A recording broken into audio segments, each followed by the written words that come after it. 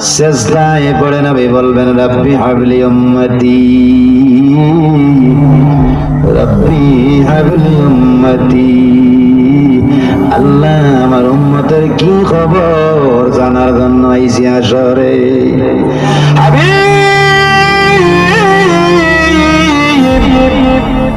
ইরফার আসকা ইয়া হাবিব, মাথা উঠাও, মাথা উঠাও, কি চাও বলো, যা চাইবা সব দেওয়ার জন্য বসে আছি।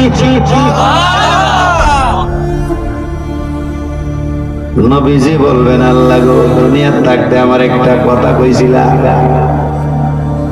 কি কথা কইছিলা? ওয়ালাসাউফা ইউতিকা রাব্বুকা ফাতারদা।